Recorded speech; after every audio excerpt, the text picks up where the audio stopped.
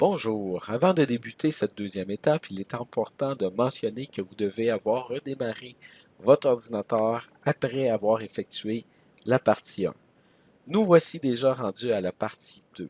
Donc, comment utiliser l'application de bureau OneDrive? Remarquez d'abord dans la zone de notification l'icône de OneDrive qui apparaît ici. Si vous cliquez dessus, on voit la liste des fichiers qui ont été synchronisés dans l'ordre du plus récent ou plus ancien.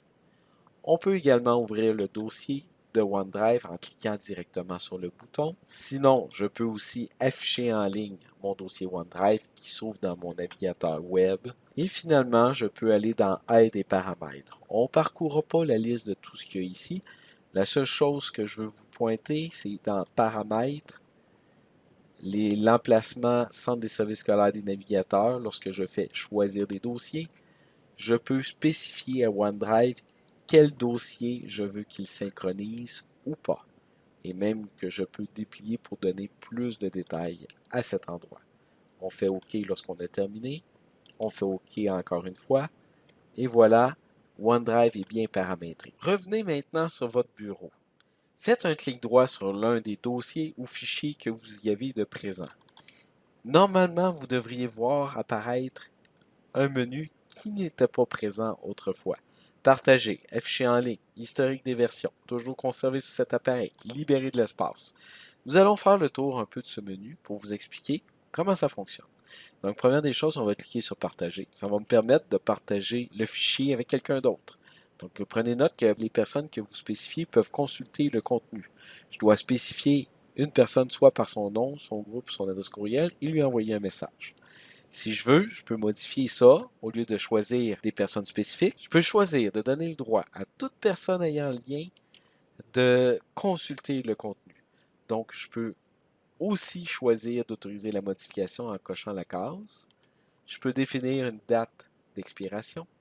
Je peux définir un mot de passe. Je peux bloquer le téléchargement seulement dans le cas où on n'autorise pas la modification. Si on autorise la modification, je ne peux pas bloquer le téléchargement.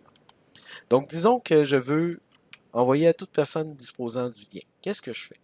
Je viens sélectionner toute personne ayant le lien. Je clique sur Appliquer. Je clique Copier le lien. Le lien qui pointe vers ma ressource est copié. Et maintenant, tout ce que j'ai besoin de faire, c'est de l'envoyer, soit par courriel, soit de mettre ça à l'intérieur d'un Google Classroom, d'un Moodle, d'un environnement numérique d'apprentissage. Peu importe, il faut que je transfère ce lien-là à quelqu'un. Je vais vous donner la preuve que ça fonctionne. Je vais ouvrir Internet et je vais me mettre en navigation privée. Le fait de rentrer en navigation privée, ça permet de rentrer dans Internet sans être authentifié dans aucun compte. Je colle le lien que je viens de copier et j'appuie sur le bouton Entrée et maintenant je consulte la ressource. Donc ceci étant pour partager un lien avec toute personne disposant du lien.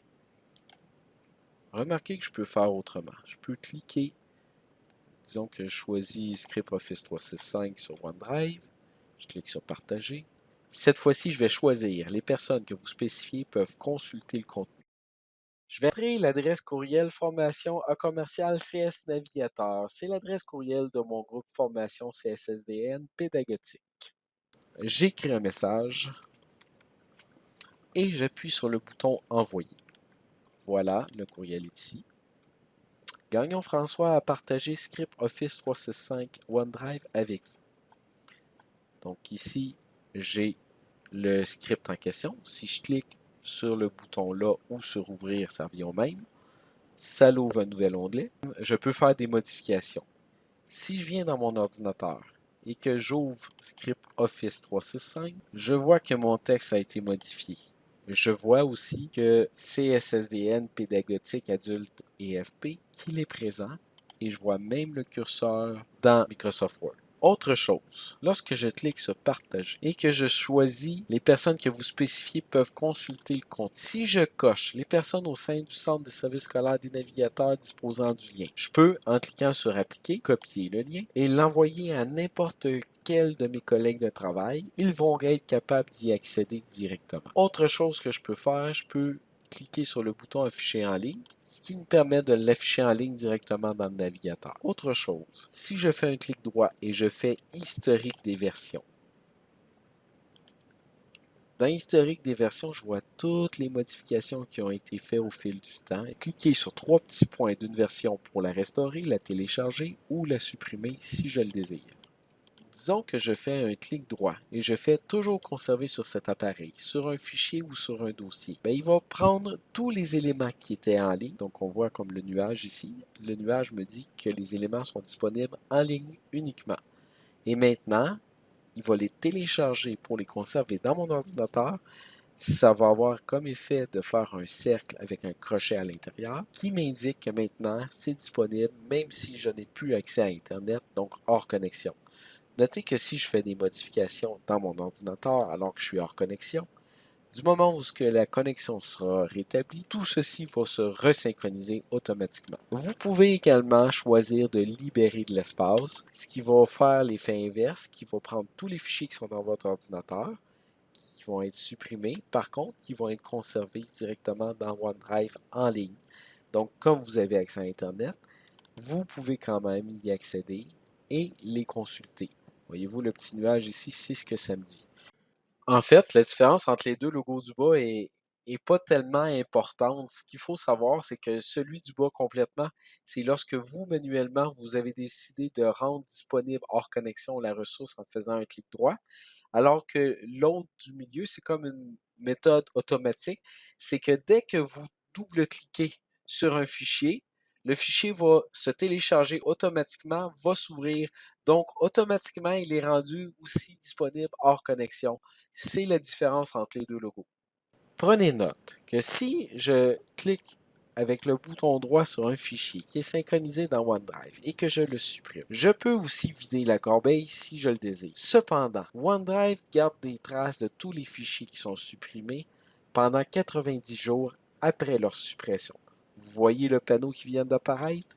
Les fichiers supprimés sont éliminés partout.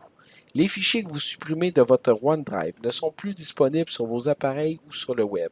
Vous pouvez les restaurer à partir de votre corbeille OneDrive dans les prochains jours. Si vous souhaitez en savoir plus, on peut cliquer là-dessus. Vous pouvez ouvrir la corbeille de OneDrive pour vérifier que le fichier qui est présent. Allons-y. Et voilà, le fichier est vraiment présent dans la corbeille de OneDrive. Si je le désire, je peux le restaurer à son emplacement d'origine, qui aura comme effet de me le ramener sur mon bureau. Ce qui est chose faite maintenant. C'est ce qui termine cette vidéo. J'espère que vous l'avez aimé. Merci et à très bientôt.